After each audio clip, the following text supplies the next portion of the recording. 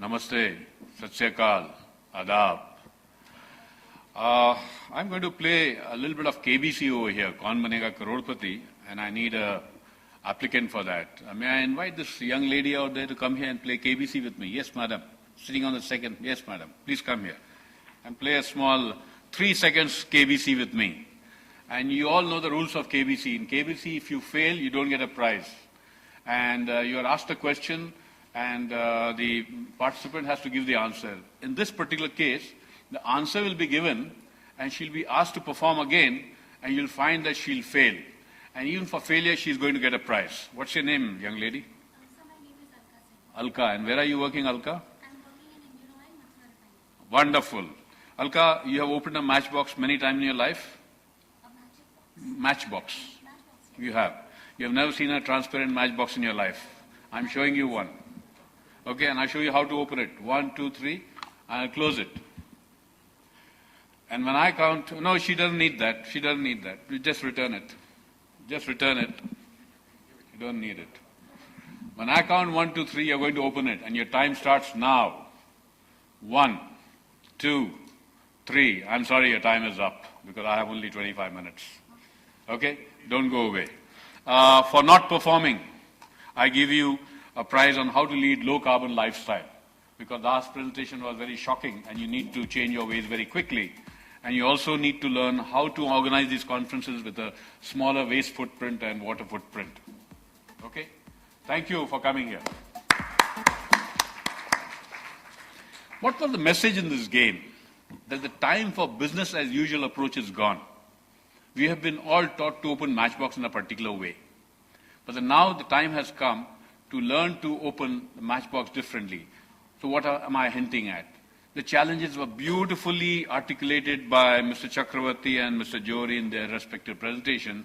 And therefore, we have to see how do we leapfrog and move to that particular level.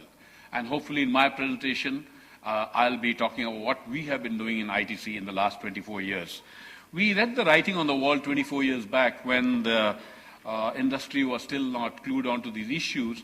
And through our own learnings in the last 24 years, we have changed our policies, processes, etc., to conform to the new realities of the coming world.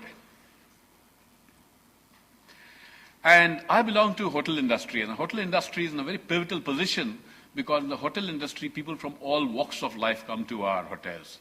And the hotel industry has a great example, great opportunity of modifying its own behavior by practices which will be perceived, sensed by all stakeholders, and they can take some of these ideas home. Is this a dream or a reality? Life is very complex. They have already articulated how complex the water and the energy scenario is. And we have to sharpen our perceptual skills.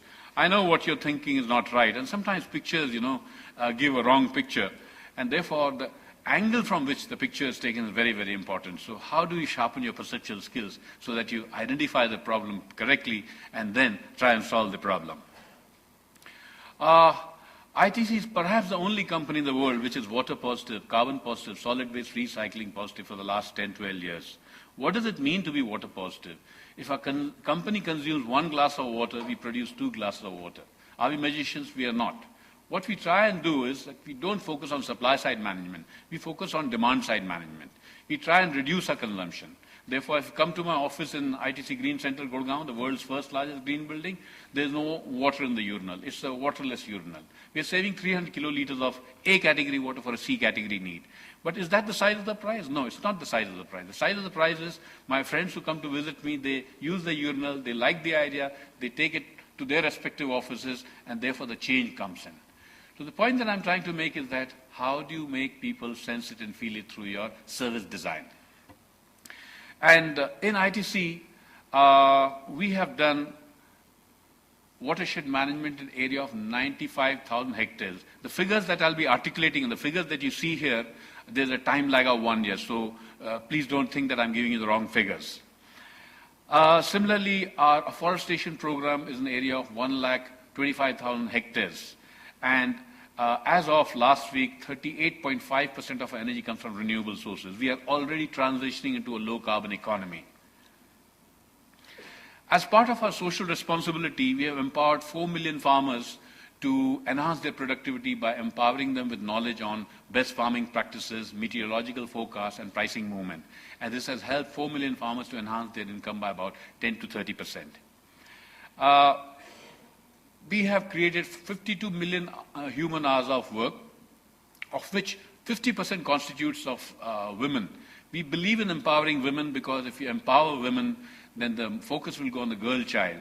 And there's a very beautiful Chinese quote which says that if you want to invest for 6 months, grow rice.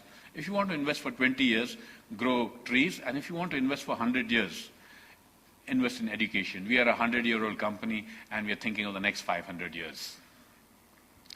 And what we try to do in our CSR methodology is not to say, oh, Priyanka, poor Priyanka, let me cut a check for her for 5,000 rupees. No. We try and identify the social potholes, and we try and fill those potholes.